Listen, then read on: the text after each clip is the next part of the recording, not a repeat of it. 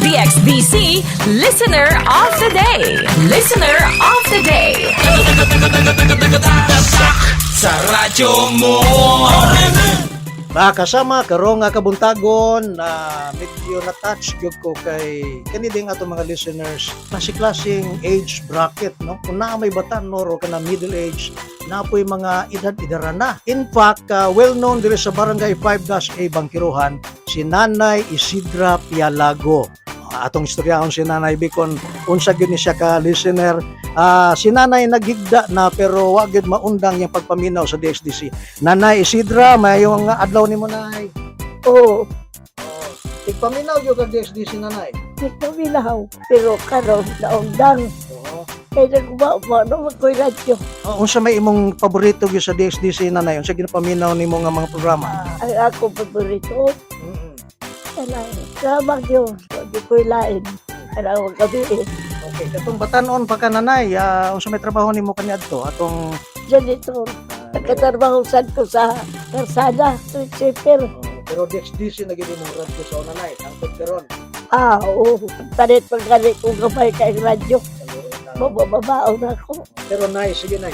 Kay naghatod gyud mi dinhi og tagaan ka na mo radyo og daghan pa nga mga pahalipay. Naaman imong anak si sa to pangangan nimo mo Sita. o si Lita. Mo hatag ni pa pahalipay mga agig pag recognize ninyo kay 63rd founding anniversary karon. Ato siguro unahon siguro hatag mo Jen. Kinidara ang radyo ni Nanay. Nay, dara imong radyo Nay. O guniti Nay. Guniti kanay imong radyo. Atong dugangan pa ning radyo og t-shirt Nanay. Nakay t-shirt Nay ha. Drama. Okay, unya. Lechon manok Nanay. Nay lechon manok na mong dala. O guniti lang Nay ha. Nya ako ni hatag ni Ma'am Josie ron. Okay. Drama. Unya, napod tay soft drinks. Okay, Nanay, na imong soft drinks ha, Ma'am Josie, basig na kay gustong itugang, Ma'am. Ay, salamat kayo sa DXDC kay nakaabot na jud sila diri unya. Nagwonder jud na akong mama nga matagaan jud siya og lechon manok karon kay natukad na jud iyang wish. Salamat kayo sa inyo sira sa inyong pagbisita sa ako ang mama. So, nakot pagkasulti ang katong nahimong batasan ni Nanay maminaw DXDC, mao po'y nadaanin yung mga anak. Kami sige pumig paminaw mga tawa na lang gani mino kay kanang bisag magabiin na kay magpa-drama man na siya kuan Ate Arlene.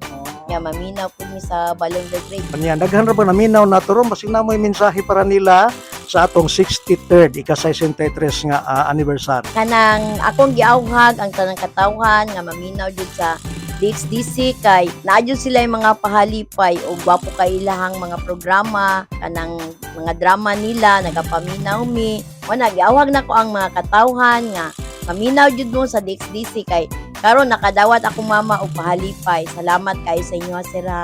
Okay, salamat po kayo, Ma'am Josie. Nanay, adto na minay. Og salamat sa pagpaminaw kanunay. God bless naman Nanay. Sir, Oo, God bless. salamat kayo. Ayo Nay, salamat kayo. Okay, manukad din his balay ni Nanay Isidra og ni Ma'am Josie, Barangay 5-A ning atong syudad sa Davao. Number 1 avid listener aning lugara. Ako ni si Radyoman June Duterte uban ang team nato, reaching millions nationwide and worldwide for 70 years now. Radyoman June Duterte, tatak RMN. DXBC Listener of the Day. Listener of the Day. Sa radyo mo.